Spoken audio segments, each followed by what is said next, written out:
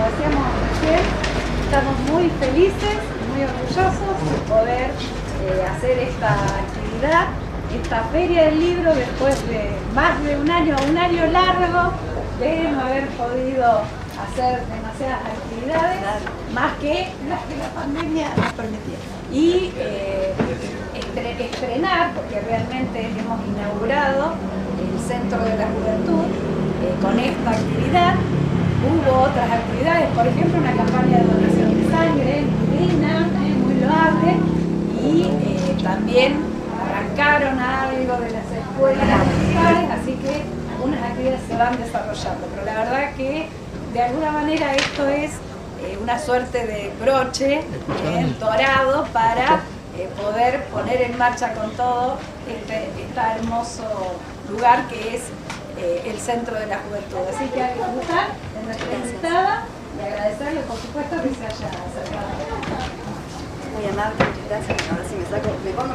Bueno, una sola cosita les quiero decir para todos, que se están grabando cada una de las presentaciones, con lo cual algunas salen en vivo, como esta en este momento, y luego van a quedar subidas a nuestro canal de YouTube. Así que quien quiera disfrutarla nuevamente o que la quiera recomendar, podrán hacerlo. Muchas gracias y que lo disfruten.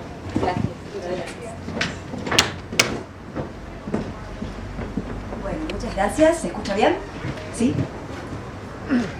La verdad es que siempre es una emoción estar en presencia, con presencialidad, pero más aún cuando empezó a existir esa palabra, presencialidad. Era una emoción antes y ahora es realmente una doble emoción porque es el primer viaje que hago después de la pandemia. Así que estoy más que feliz y agradecida también por estar acá. Bueno, el motivo de esta charla taller, porque yo me lo imaginaba más como taller, así que vamos a, si tienen ganas, vamos a trabajar un poquito también. La idea entonces es hablar de la voz. Hablar de voz, hablar de la voz, hablar de los ecos, hablar de la propia voz, de animarse a, de la palabra. Yo soy escritora,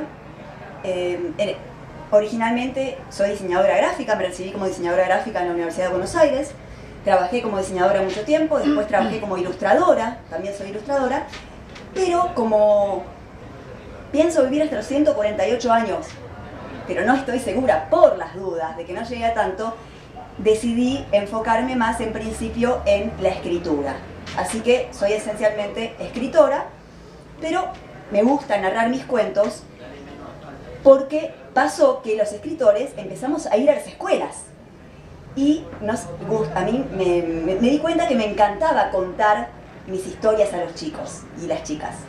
Por eso es que hice cursos también de narración y estuve muchos años en escuelas, así que me fogueé en la práctica, que esto es algo, por ejemplo, que ya es como algo entrándonos o adentrándonos en la charla, es algo importante, la práctica, animarse a, y tiene que ver con lo que decíamos antes de la propia voz, no ser un eco, sino empoderarse y empezar a ser una voz. Para poder hacer esto, sí hay que estudiar, sí hay que practicar en el espejo, hay que practicar con uno mismo, hay que quererse a uno también, que eso es muy importante, valorarse, saber que uno puede y después trabajar para eso, ¿no? No es solo pedir el deseo de la velita, sino trabajar para que ese deseo de la velita se cumpla.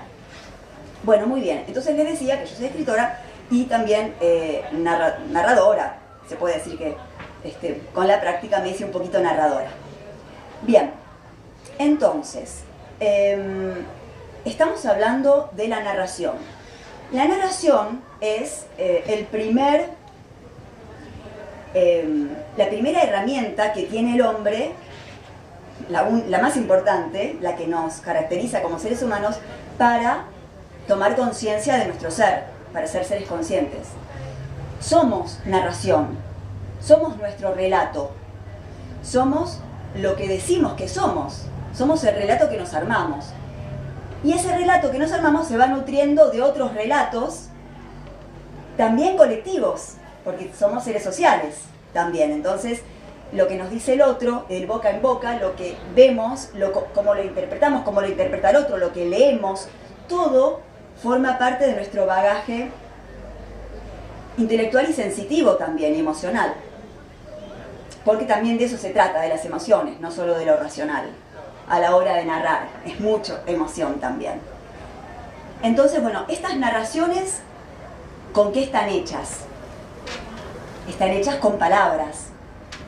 La palabra, como lo dice su etimología, que viene del griego, que a su vez significa parábola, ¿no? Entonces una parábola es como un arco que se crea y no da en el blanco. La palabra, por antonomasia, no da en el blanco, nunca da en el blanco.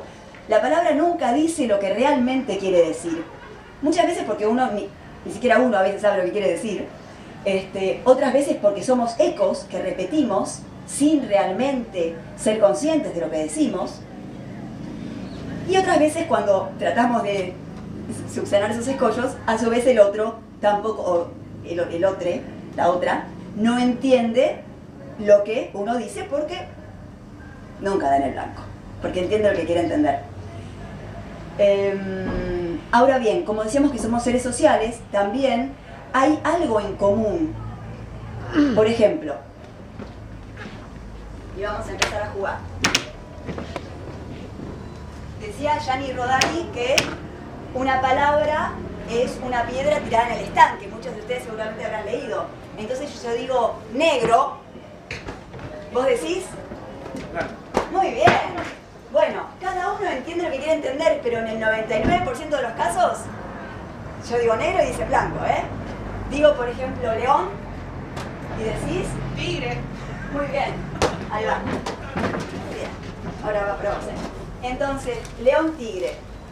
Digo león, entonces en vos se te disparan un universo de palabras que tienen que ver con los mamíferos, con los felinos, y eso se llama un campo semántico, un mismo campo semántico. O sea que ahí tenés una palabra que se imanta a la que yo dije, en tu caso por el sentido. Porque ahora vamos al otro tema. ¿Se escucha así si hablo así? Sí. La palabra, más allá de que, o a pesar de que nunca da en el blanco, es muy poderosa. Y tiene dos poderes fundamentales. Tiene el poder del sonido y el poder del sentido. Entonces, acá, con el señor y la señorita, dijimos entonces blanco-negro y león. Tiene que ver con el sentido, no con el sonido tanto. Señor, ¿qué quiere decir? ¿Quisiera agarrar? Quisiera agarrar. Sí. Muy bien. Ahora vamos. Entonces, si yo digo casa, ¿vos qué me decís? No hay que pensar en este juego, ¿eh? Edificio. Edificio, uy. Ahí te fuiste a la exageración. Otra figura retórica, ¿no? La hipérbole, ¿no? Como que es la exageración. Casa, edificio, y después si yo digo edificio, ¿vos qué decís? Perdón, te la tiré mal. Cabaña. ¿Cabaña? Muy bien, bueno, el mismo universo semántico y ahí te achicaste, o diferente. Pero sí, es más chico la cabaña que el edificio. Bueno, muy bien. Ahora pensemos en el sentido. Si yo digo, por ejemplo, canción, ¿no?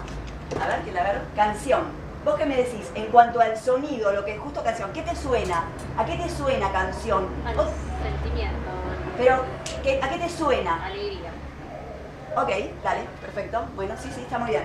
Ahora yo digo en cuanto al sonido, ¿no? Que suene como canción. Y ahí entramos en el universo de las aliteraciones, o sea, las repeticiones, que la repetición más común y más usada es la rima. La rima no es más que una repetición de sonidos. Lo que pasa es que no está en cualquier lado, está a partir de la última vocal acentuada, de la única vocal acentuada de la palabra. A partir de ahí son todas las vocales iguales, rima asonante, o consonantes y vocales iguales, rima consonante. Entonces, pensemos entonces en una palabra que rime o que suene parecido. No hace falta que rime, sí que suene parecido con soleado, a ver. Bueno, te tocó vos, a ver. Ahí tenés el bebé, perdón, no te lo vi. Casi le pego un pelotazo al bebé. Dios mío. Perdón. Tan chiquitito. Soleado enamorado. Muy bien. Soleado enamorado. Y ahí ya estamos conectándonos por el sonido y también por el sentido. Y ahí está la magia también. La palabra. Y así es como trabajo yo como escritora. El sonido me va llevando al sentido muchas veces. Porque de repente, soleado con enamorado es como parte del mismo universo semántico también, ¿no? Bueno, muy bien. Así que ya tenemos la palabra, que es nuestra herramienta. Tenemos los poderes de la palabra, el sonido y el sentido. Y ahora tenemos la voz. La voz es el instrumento por el cual hablamos y decimos palabras. Hay un drive, que hay un Google Site, perdón que era en inglés porque no sé cómo se dice en castellano, pero es como Google Site, que es a través de un drive, quiero que después ustedes lo tengan, lo vamos pasando, pero es un sitio de Google que yo armé con información con esta información complementaria. Van a tener un videito del aparato fonador.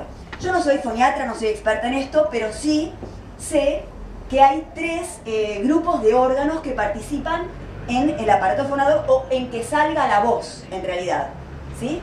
Es la respiración, la parte de los órganos que tienen que ver con la respiración, los órganos que tienen que ver con la fonación, la laringe, las cuerdas vocales, y los órganos que tienen que ver con la articulación.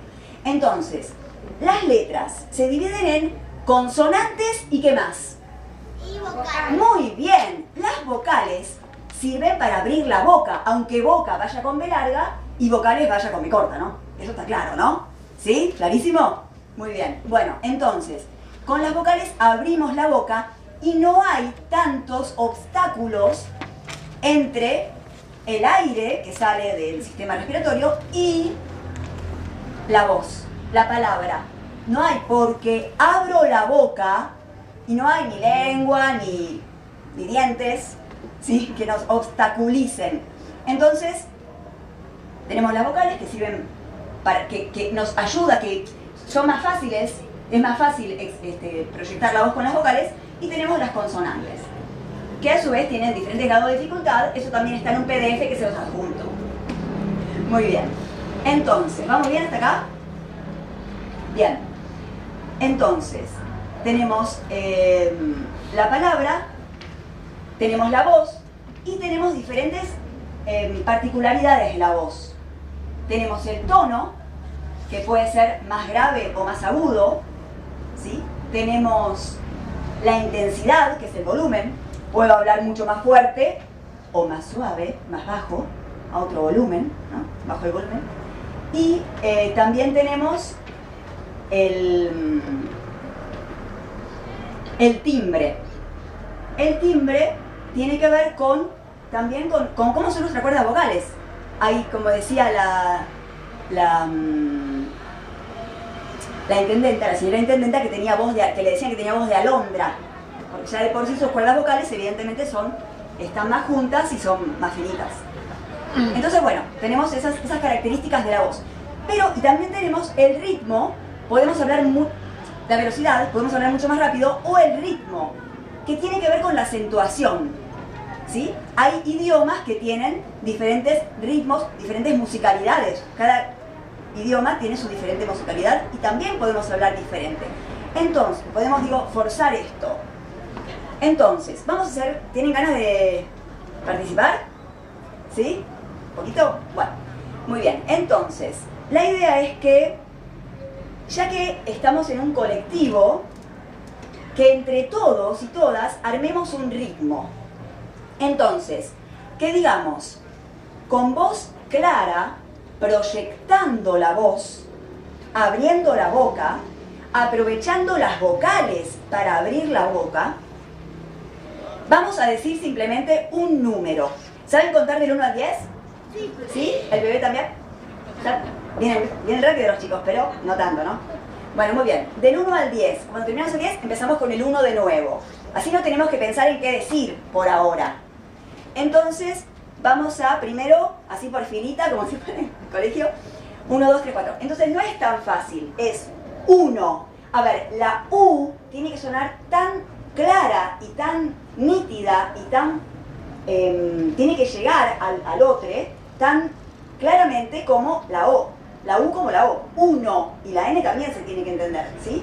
1, 2, 3, 4, 5, 6, 7. ¿Sí? Entonces, vamos a marcar un ritmo entre todos y todas. El mismo ritmo. O sea, traten de decir el siguiente número al ritmo del anterior. ¿Sí? No importa cuál sea el ritmo, de que los primeros van a marcar el ritmo y los demás siguen. Entonces vamos a hacer así, para que quede claro. La primera línea, después de la nenita, ¿mi nombre es? Alba. Alba. Después de Alba, o sea, vos estás antes que ella. Vos sos de la primera. Después de Alba venís vos. Y así vamos para atrás y nada, después volvemos. Así hacemos así, como una serpiente. Chiqui, chiqui, chiqui, chiqui. ¿Sí? Empezás vos, 1. Perdón, yo me tomo la atribución de cortar por la mitad si se hace muy tedioso. ¿Sí? Por eso somos varios para hacerlo. Así que por ahí cortamos por la mitad y hacemos otro en la segunda tanda.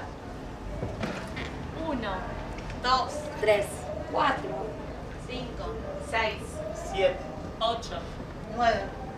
Bueno, paré, espera. El barbijo me ayuda, por supuesto. Pero ahí te escuché 7, la E, la segunda no fue tan fuerte, ¿no? Entonces, decís 7. 7. Sí, muy bien. Perfecto. Me escucho mejor. Sí. 1.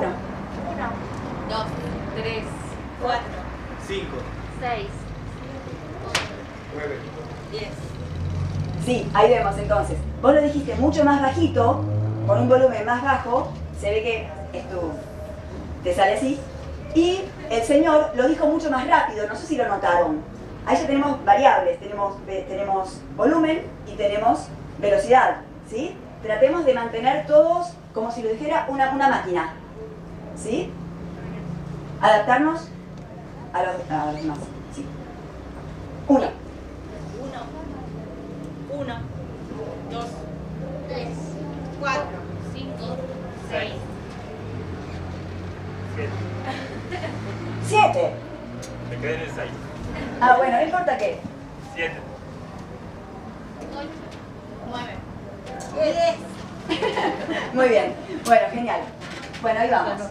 Bueno, como no, como se aburrió mucho. Bueno, chao. Que estén muy bien. Bien, bueno, entonces ahí tenemos, ahora vamos a decir, acá, por acá, o sea, un volumen bajo, un volumen alto, volumen bajo, volumen alto. Ustedes 4 nada más. Con los números, sí. Pero que se escuche, porque es importante, en la narración de repente te toca que alguien le cuenta un secreto al otro y el susurro o el murmullo o el secreto tiene que escucharse también si queremos que el oyente lo escuche. Entonces, ese 1 tiene que ser susurrado, pero entiendo que tenés barbijo y que se entiende eso.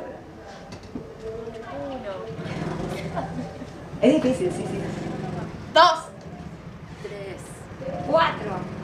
Muy bien, ahora viste que 3 tendés a alargarlo, pero que es otra variable de la voz, ¿no? La velocidad, porque la velocidad entonces puede ser, bueno, en un monosílabo es difícil, pero estoy diciendo algo, o estoy diciendo algo, o puedo decir estoy diciendo, lo silabeo.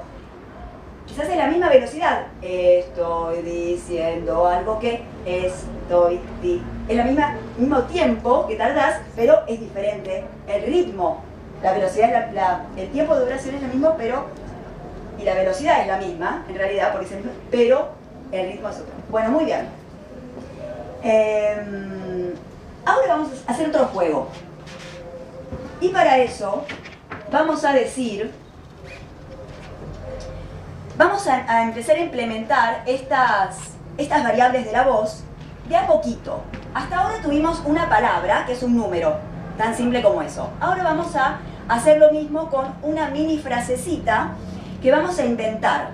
Por eso yo decía esto de tratar de también ser creativos. A la hora de narrar, uno también debe, y a la hora incluso de leer, es súper creativo porque en todos los agujeritos de sentido, de significación, uno pone su propio bagaje, ¿no? Su propio ser. Entonces, bien, decimos que te escuchen y que te entiendan. Esas son como dos ejes importantes. Que te escuchen y que te entiendan, que tiene que ver con que no haya obstáculos en la boca, ¿no? En la articulación. Bien, entonces decimos, por ejemplo, pasó un ratón y me dijo, y ahí ustedes van a inventar qué les dijo el ratón y van a hablar como el ratón. Son dos cosas, ¿eh? Más difícil. Más difícil, más difícil. Pero por ahora les digo qué personajes son. Mirá, el nene se anima. No. Ah, no. No entendí. ¿Podrías decirlo de nuevo? ¿Cómo es el juego? Yo voy a decir, pasó un ratón y me dijo... Entonces, ustedes tienen que repetir esto. Pasó un ratón y me dijo... ¿Y saben qué? No hace falta qué les dijo. Lo importante es cómo se los dijo y cómo fue la voz del ratón. Así no tenemos que pensar qué dijo, ay, tener vergüenza en que... Nada, no importa. Es la voz. Es como una gitanjáfora. Es una manera de decir, es la música, es el sonido, es el timbre, es el tono, el volumen. Porque un ogro no habla igual que un ratón. O una princesa no habla, o princesa, depende de qué tipo de princesa, ahora hay muchas princesas, no habla igual que una bruja. Entonces, pasó un monstruo peludo con 5 ojos y todo babeante y 2 cuernos y me dijo... ¿Quieres queso? Muy bueno, excelente. Estaba pensando en el ratón. Muy bien, claro, pensando en el ratón, porque yo también por algo. Muy bueno. Pero eso es genial, porque un ogro que te ofrece queso. Bueno, yo ofrecí al ratón. Yo no sé si lo comería, ¿eh? Me decía el ratón y... Claro. Bueno, esta es la sorpresa.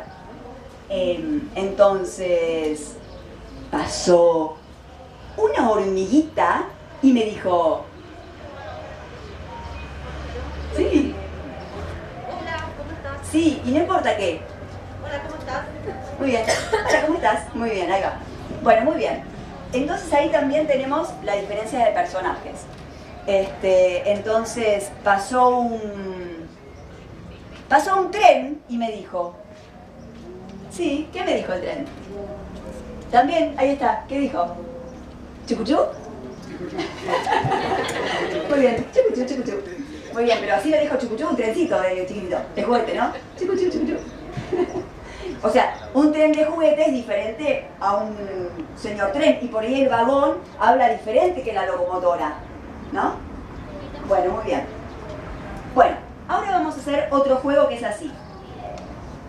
Por el pueblo ha pasado el vendedor de números. Vendió un 5 pequeño a su lado y un 2 tan grande que parecía un 3. Es un hermoso poema que lo busqué y lo recontrabusqué.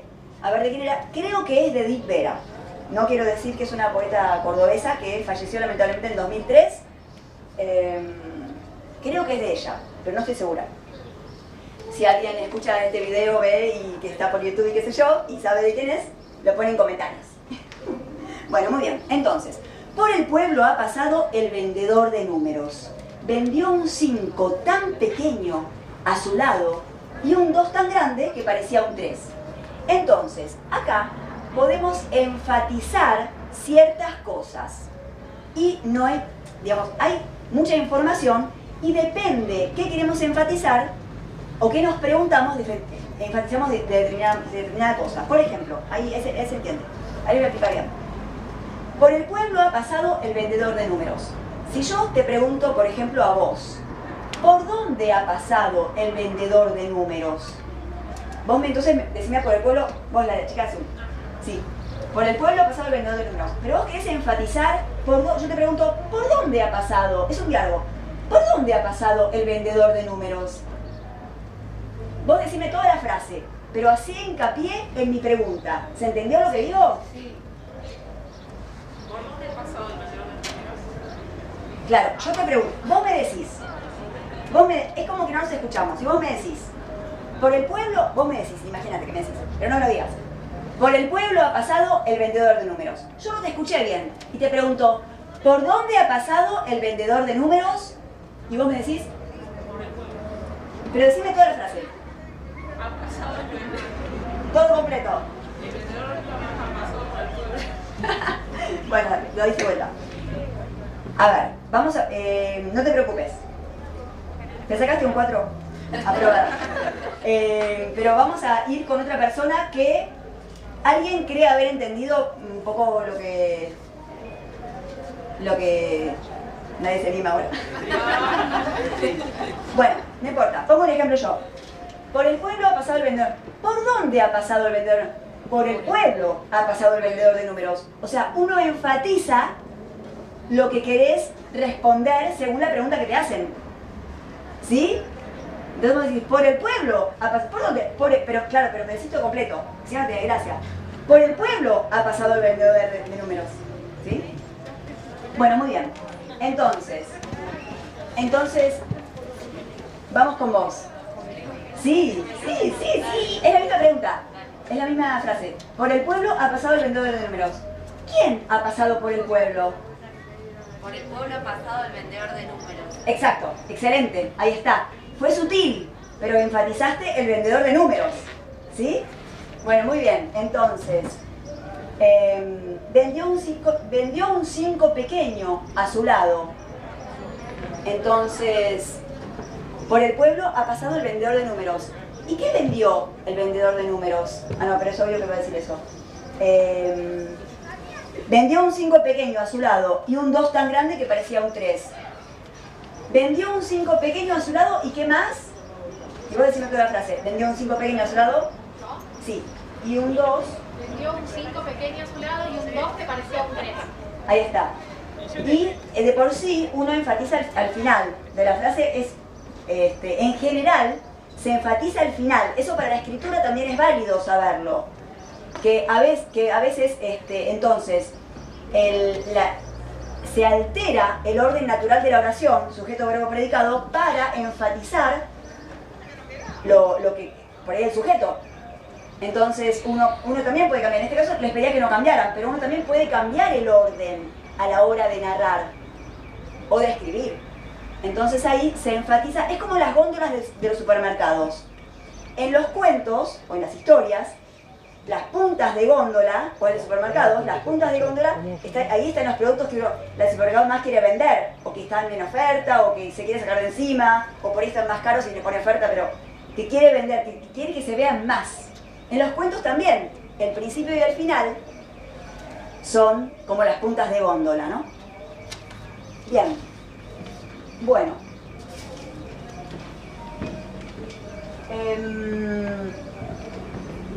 Acá hacemos un alto. Quiero también que me hagan preguntas en esta instancia y después seguiríamos con recomendaciones para leer, recomendaciones para narrar, la diferencia entre leer y narrar. Pero me gustaría, antes de, como para saber por dónde les gustaría ¿qué les gustaría que enfatice? ¿Hay algo que me quieran preguntar o que quieran...? ¿Son docentes en general? O claro, profesorado. Ahí va. Yo soy docente, pero ellos son futuros docentes. Tus alumnos.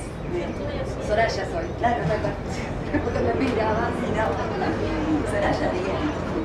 ¿Cómo estás? Bien. No, con el barbijo. Loca. Contame. Escucha la voz. Yo estudio cine y algo que aprendo es hacer los diálogos, entonces quería saber si tenías algún consejo para mejorar en los diálogos para que suenen más realistas. Ok, perfecto. El tema de los diálogos.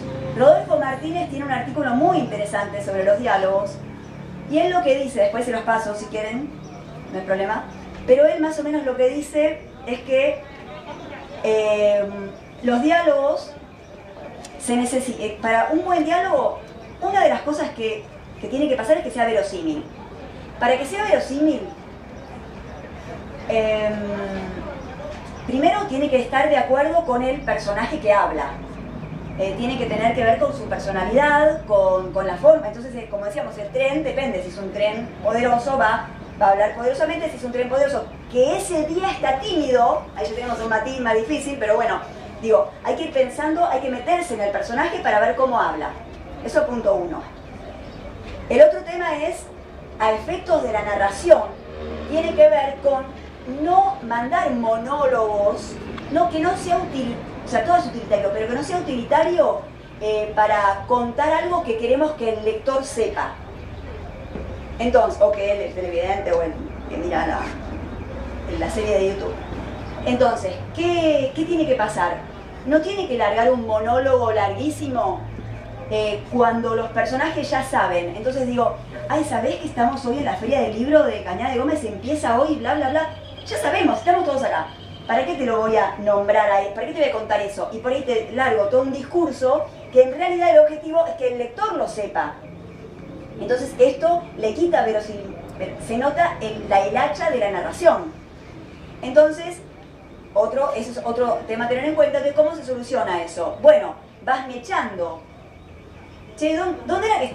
¿Qué sé yo? Tengo amnesia, no sé, no, eso no. Pero bueno, ¿dónde estamos? Tal cosa. Ay, viene otro. Ay, pero es para allá el stand, y vas tirando información de a poco. El stand de tal librería, ¿es para allá? Sí, pero fíjate que está después de no sé qué otra cosa que también querés contarle al lector. Entonces vas tirando de a poquito la información de un personaje de a otro, y después para eso además usás el narrador. Complementás con el narrador que cuenta. Si es que hay un narrador en tercera persona, bueno, o en primera, no importa, contará entonces.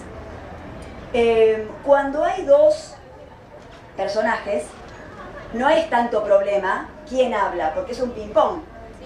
Cuando hay más de un personaje, ya, cuando hay más de dos, quiero decir, cuando hay tres, ya es un tema de quién es más difícil acordarse quién está hablando, si es que no tienen una forma de hablar muy especial, muy particular. Así en ese caso lo reconocerías por la forma que tiene de hablar.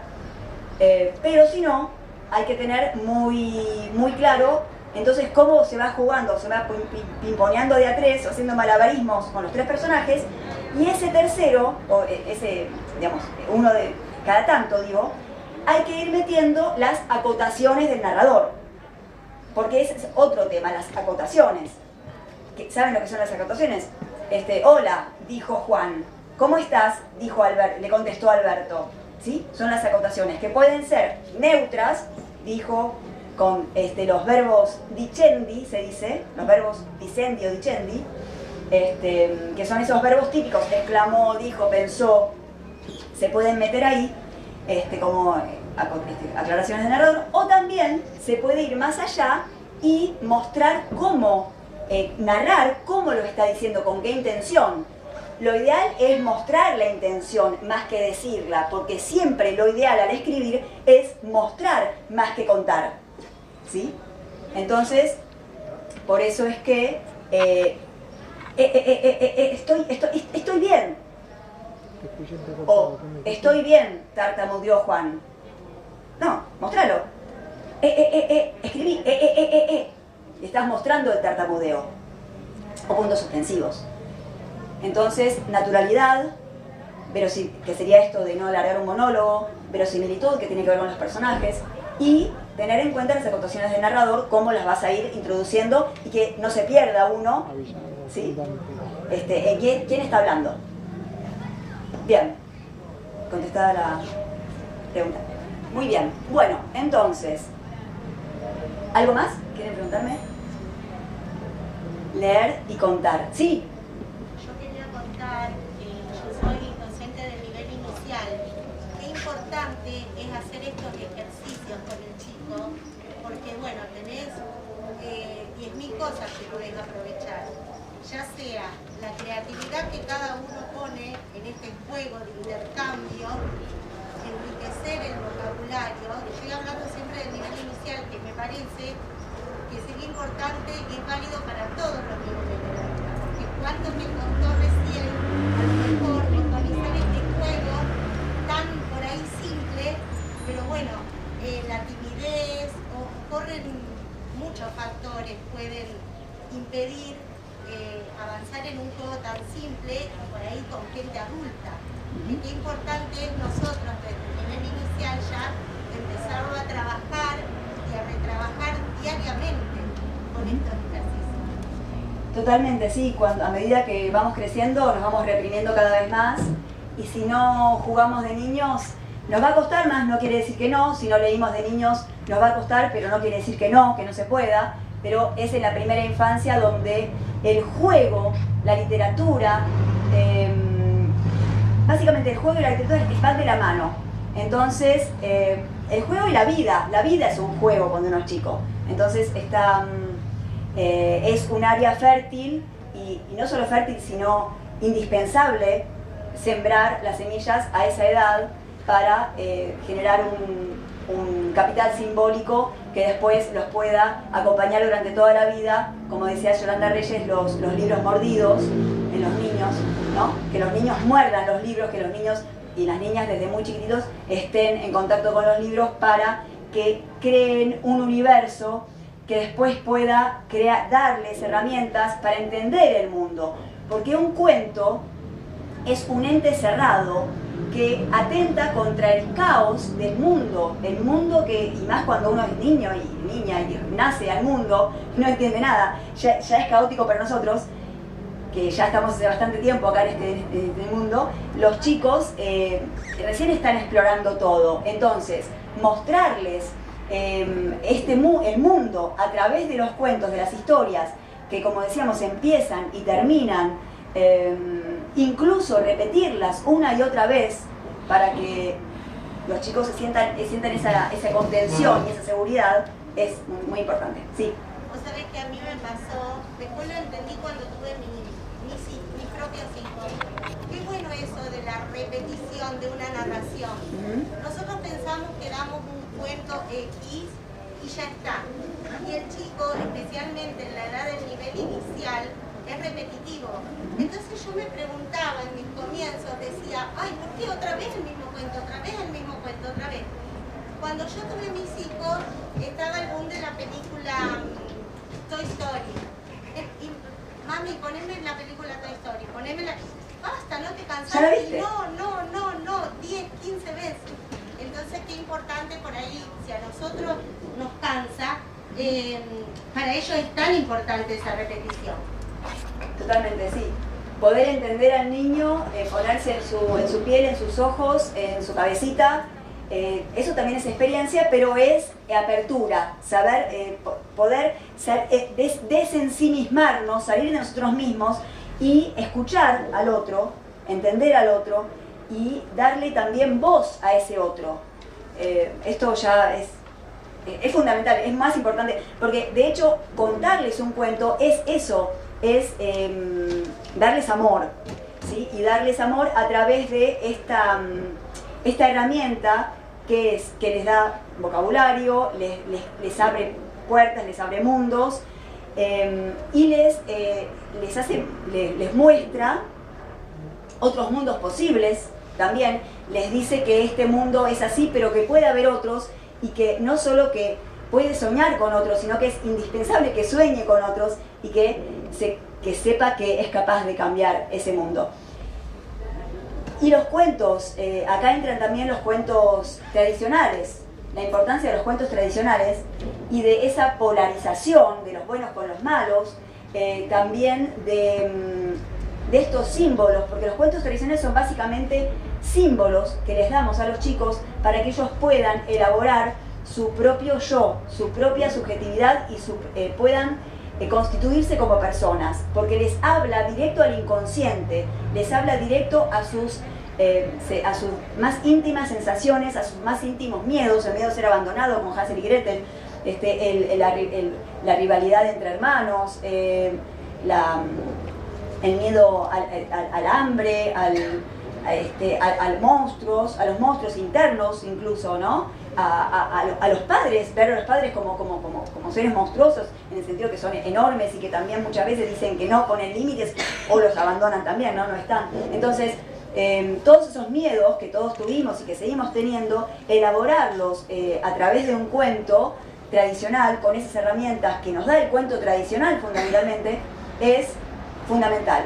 No digo que les contemos Caperucita que se comió a la abuelita a los 3 años, pero sí desde los 6, más o menos 5, 6, 7, me parece que es una edad indispensable, que los chicos tienen que leer las versiones originales de los cuentos clásicos, de los maravillosos, de hadas, no estas versiones edulcoradas y diferentes en las que hicieron escritores o no, incluso no escritores contemporáneos que quieren cuidar a ese lobo de Caperucita, a ese lobo feroz que todos tenemos adentro y que tanto nos apasiona y nos fascina. Nos sigue fascinando ese lobo porque nosotros nos vemos a nosotros mismos, nos identificamos con esa ferocidad. Y también aprendemos a domesticarla, porque dentro del cuento está todo domesticado.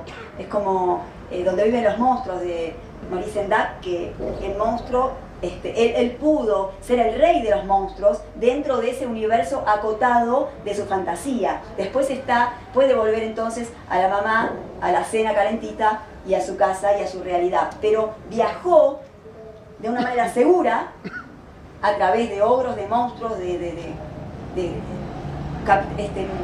trabajó su miedo a partir desde los cuentos y en los cuentos.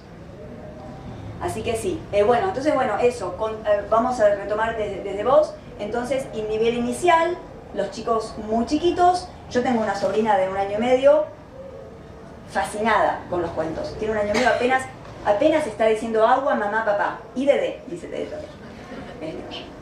Entonces, los cuentos más que los libros incluso, porque, más que los juegos, con el cuento juega, es lo mismo, pero con el libro, con las ilustraciones y con lo que uno también va generando, ese vínculo, ese triángulo amoroso, que también decía Yolanda Reyes, ¿no?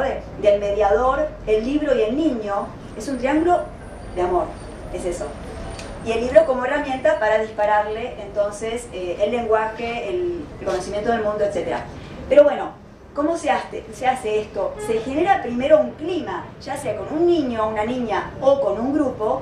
Es entonces generar un entorno, vamos a contar un cuento, puede haber un versito inicial, nos sentamos, ponemos una luz, ponemos un almohadón, estamos tranquilos, no hay interrupciones, no hay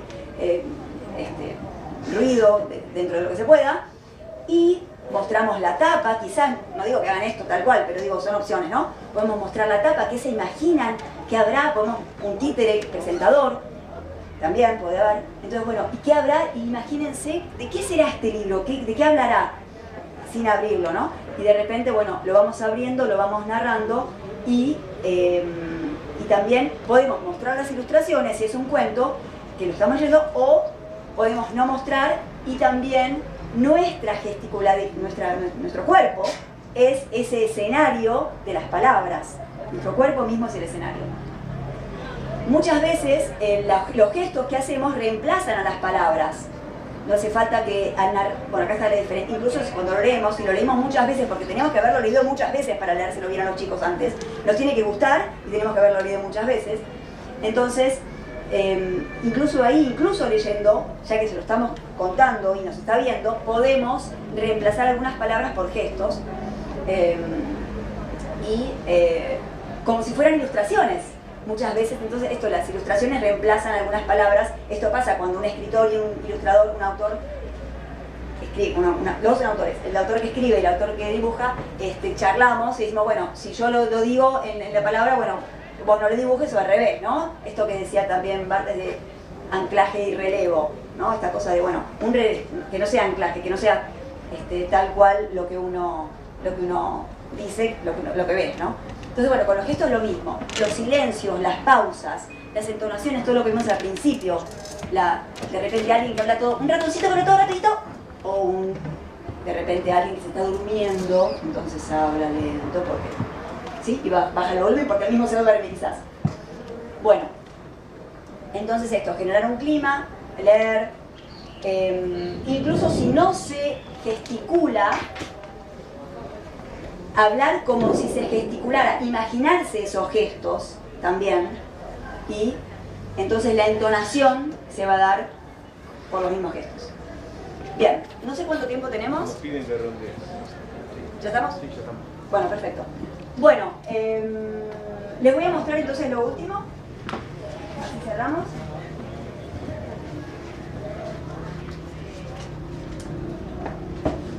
Entonces, por ejemplo, si tenemos un libro, para muchos chicos hacemos un mismo libro grande, es otro recurso, ¿no?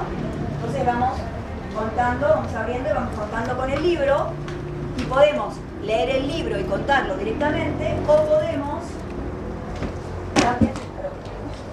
también ¡ay!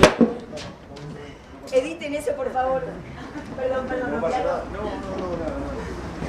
Que no salga. Bueno, y acá están entonces los títeres del mismo libro, ¿no? Que salen del libro y empiezan a cobrar vida. Son otros como recursos posibles. ¿Está todo bien, no? Sí, no, esto, Bueno. en mi peso. Muy bien, muy bien. Bueno, Soy pesado. cualquier cosita me buscan en las redes y seguimos charlando.